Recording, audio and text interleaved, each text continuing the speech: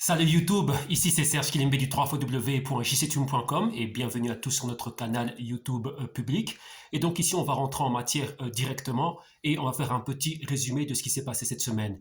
On commence l'année 2023 par des éléments qui sont super importants et un point clé, c'était les données économiques qui allaient être publiées en ce début d'année 2023. Donc on a eu pas mal de données économiques qui ont été publiées. Nous avons eu le FOMC Minutes. Donc là, c'est une retranscription de ce qui a été discuté lors du FOMC Minutes du mois de décembre, donc les 14 et 15 décembre. Pour ceux qui ne sauraient pas ce que c'est le FOMC, c'est le Federal Open Market Committee et c'est là que les présidents de Fed et le Fed Chair, donc M. Jay Powell, décident de ce qu'ils vont faire au niveau des politiques monétaires, c'est-à-dire les taux d'intérêt et d'un autre côté, le bilan de la Fed. Donc ça, a été publié et on voit que la Fed veut se maintenir, on va dire, agressive. Qu'est-ce que ça veut dire? Elle veut court-circuiter l'inflation. Ça, c'est un point qui est super important. Et donc, sa solution, c'est provoquer une récession. Donc, ça, c'est un point clé.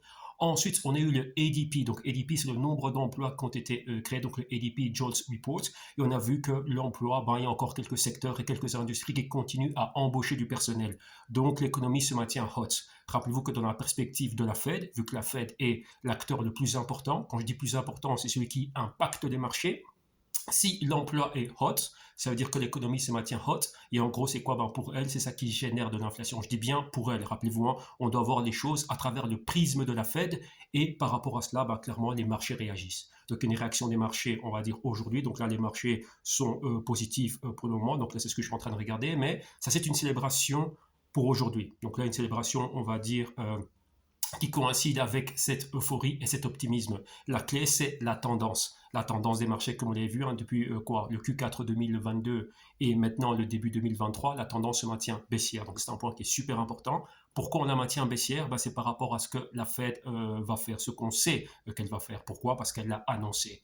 D'un autre côté, nous avons eu l'emploi, donc on a les Weekly Jobless Claims, et là, qu'est-ce qu'on voit? C'est en train de baisser. Donc, il y a moins de personnes qui ont déclaré avoir perdu leur emploi. Et donc, n'oubliez pas, cela maintenant en parallèle avec les PMI, donc le Manufacturing PMI, donc là, c'est le Purchasing Manager Index, donc là, c'est au niveau des usines. On voit qu'encore quelques industries et quelques secteurs qui sont en expansion d'embauche. Donc, en gros, une fois, vous voyez que ça, en parallèle avec le ADP et d'autres indicateurs, on voit que le côté embauche est en hausse, donc le taux de chômage est baissier, avec le NFP qui a été publié aujourd'hui. Donc NFP, c'est le Non-Farm Payroll, et on voit qu'il y a eu une augmentation. Donc 223 000 emplois ont été créés, et le taux de chômage maintenant a chuté à 3,5%.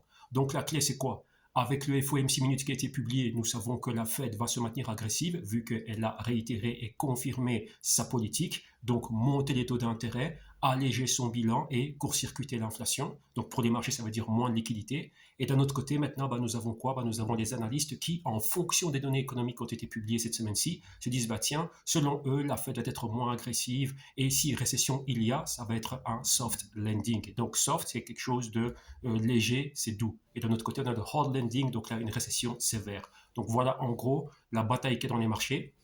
Et on va dire aujourd'hui, pour clôturer la semaine, la session du vendredi 6 janvier 2023, pour le moment, c'est haussier. Donc on va dire qu'on est en train de célébrer ces bonnes news économiques. Mais pas la clé pour nous, c'est le futur. Donc là, le premier trimestre 2023, ça va être comment? Et en fonction de ce que l'on sait, donc la tendance plus ce que la Fed veut faire, on s'attend à ce que ce soit négatif. Donc voilà en gros ce que je voulais commenter. Si vous voulez en savoir plus, vous venez au www.jctune.com et là nous décortiquons cela du lundi au vendredi à travers nos publications quotidiennes pro markets. Donc voilà, on va arrêter ici. Merci à vous tous, bye bye et excellent week-end. Ciao.